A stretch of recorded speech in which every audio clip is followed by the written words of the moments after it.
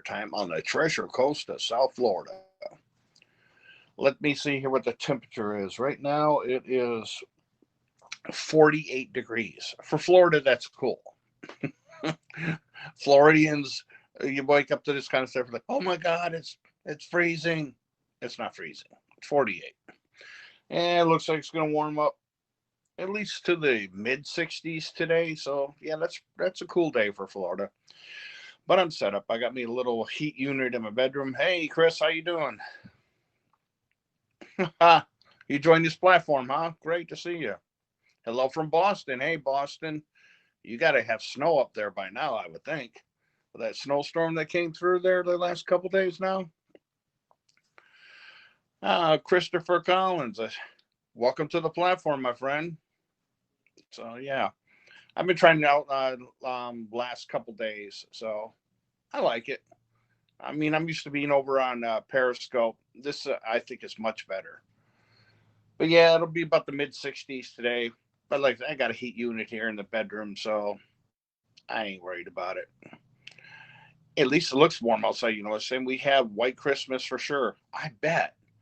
See, I grew up in Michigan with that lake effect snow.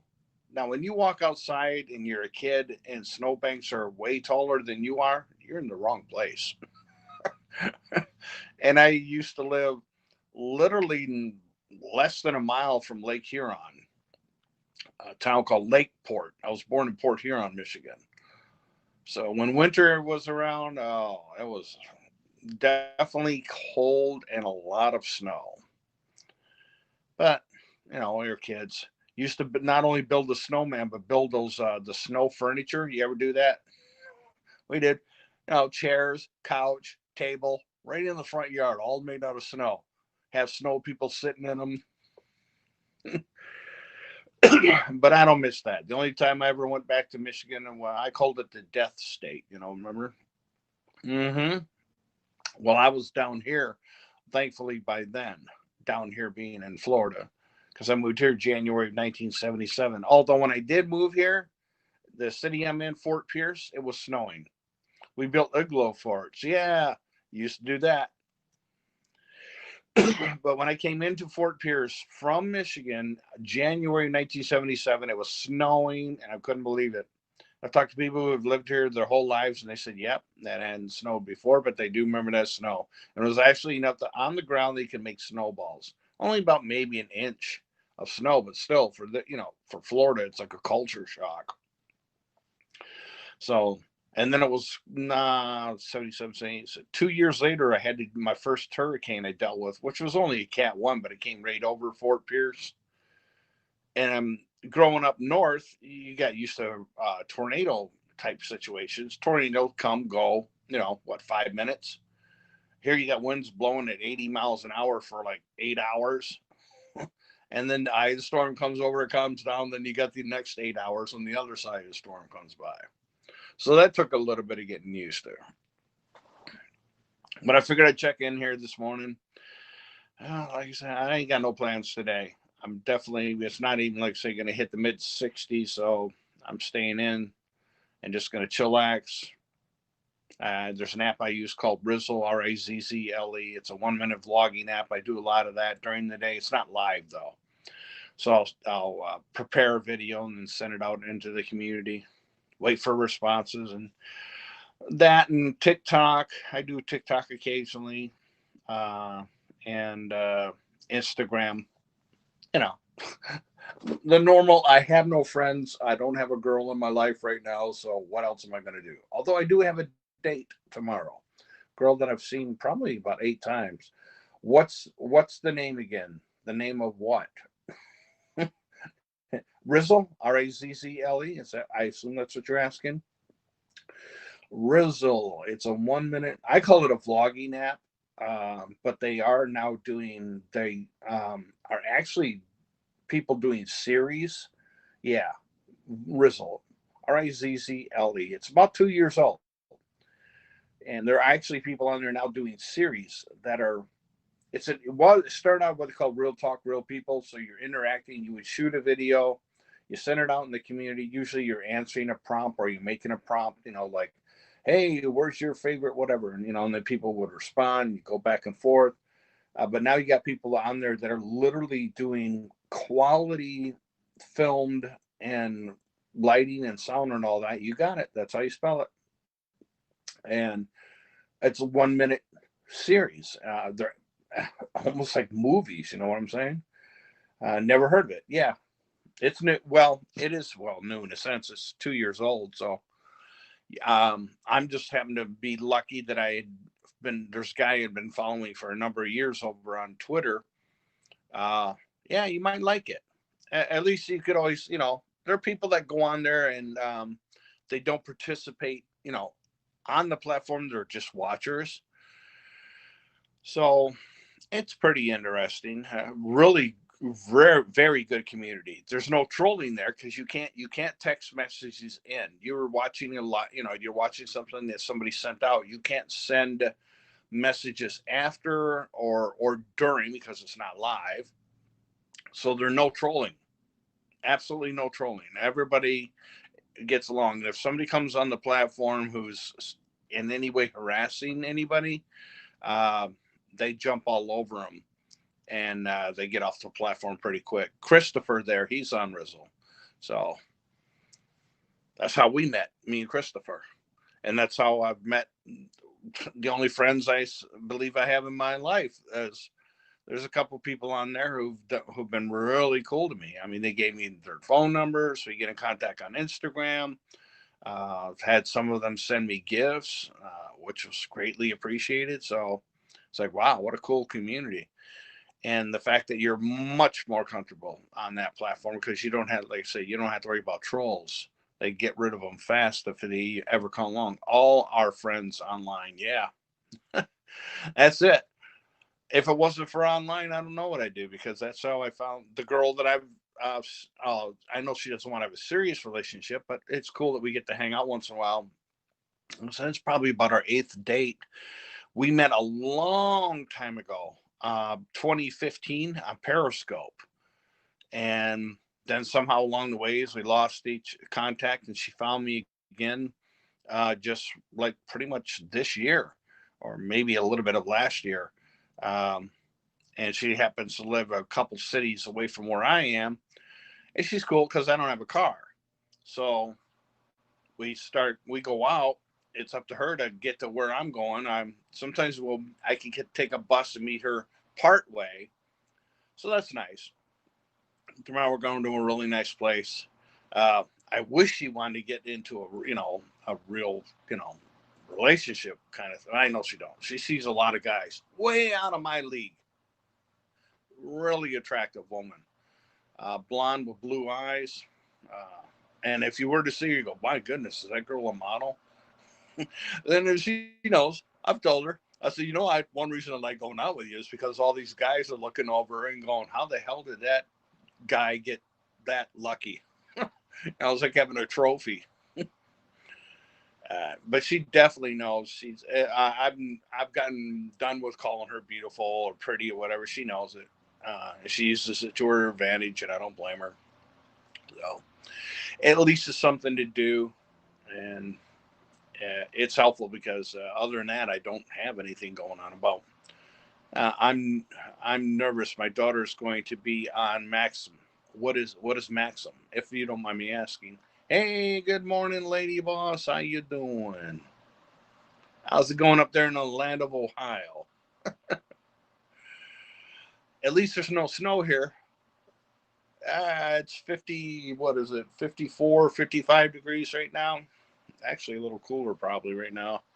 Uh, oh, Maxim magazine. Oh, wow. So she's going to be on the cover of it? Uh-oh. Well, that's good. I mean, it's a give and take. See, I don't know what it's, obviously I don't know. Cool and white. I don't know what it's like. I've always wondered, a woman who is, that is attractive, does she know she's attractive? You know what I'm saying? I took a rare day off. Hey, I don't blame you. Yes, Grace, at least you don't have to be out there delivering the mail. I think I may have asked you this before, Grace. What the heck does MC stand for? I know you do mail. I've never known what MC stood for. And you go into rural areas and you'll see MC and like sometimes a couple numbers. I don't know what it means. I like to learn things. Maxim magazine. I'm gonna have to look that up. See what it's about. Or was I? Oh yeah. Do attractive women know they're attractive? Oh, so you don't know what it is? Okay, never mind. It's just something I see in the rural areas. There'll be a sign, and it has something to do with male, from what I understand. Well, alrighty then. Because I've been in situations where I tell you, we're not going to find a woman. At least my humble opinion is in a bar. At least and it ain't happened to me. I mean, not to say I've never seen a woman in the bar, but anyway, when a woman comes walking into a bar, it's like a deer walking into a room full of hunters. I don't think they really feel attractive on the inside. Yeah, that's where it counts more. I definitely am attractive on the inside. On the outside, I look much better. What I'll tell a woman is, imagine the guy that you think is really attractive. If he's famous and it's Brad Pitt or whatever, I'll say, oh yeah, I look just like him in a very dark room. So I'm really extremely handsome, but especially the darker the room, the better I look. So that's the way I handle it. Gee, do you think you have a low self-esteem problem there, Ken? What? Who said that? And beauty's always intimidating. My husband is not attractive. Well, there you go. I'm sure he appreciates that.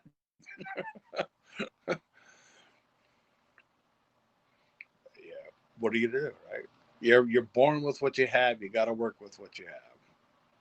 I know what I am. I know the relationships.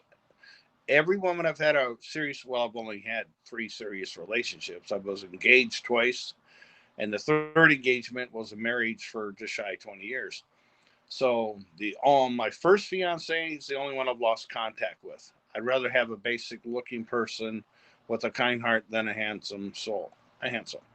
Well, that's what I've been told, that I'm really kind, caring, yada yada yada, understanding, and all that good stuff, which is, I believe, important. I mean, I'm proud of the fact that I'm still good friends with my second fiance. We had a daughter together, who's now 30. What year is this? 30. She's 30. And then my ex and me had our child. I say child because my child was born female, but is having hormone therapy to change to male, but considers to be trans neutral. Born, uh, she's had some issues. Well, I don't say she, he now. Was born Angela Renee Sills, but now goes by Danny. And he is 20 years old.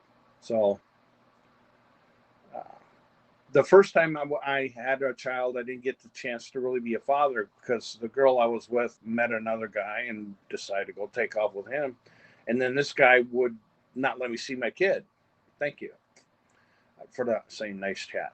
I'm good friends with my ex. Having a child together ties us forever. True. It does. And there are some people that handle that well, and there's some people that don't. I believe I do. Um, Unfortunately, our when I was married, our Angela have had my wife was the one to notice it before I did. There was some kind of issues going on, so she had her taken to a psychologist, and come to find out, she has a lot of mental issues. She's not mentally, disabled in any way, but in a sense, she is. But for whatever reason, we were very close at when she was little, very close. And then she hit about the age of 12, 13, and she wanted nothing to do with me.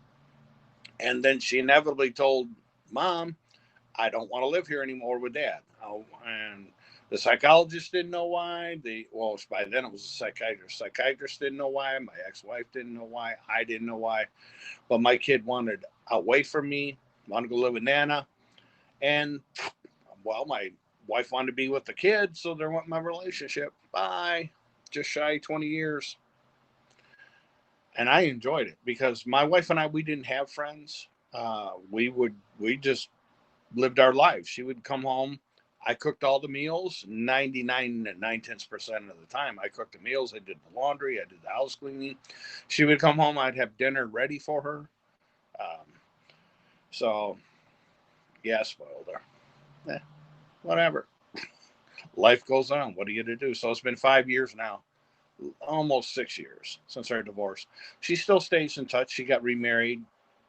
And about maybe once a month, once every 2 months, she'll pop by and surprise me. She doesn't stay long. She just checking in, let me know how's it going with our kid and all that good stuff.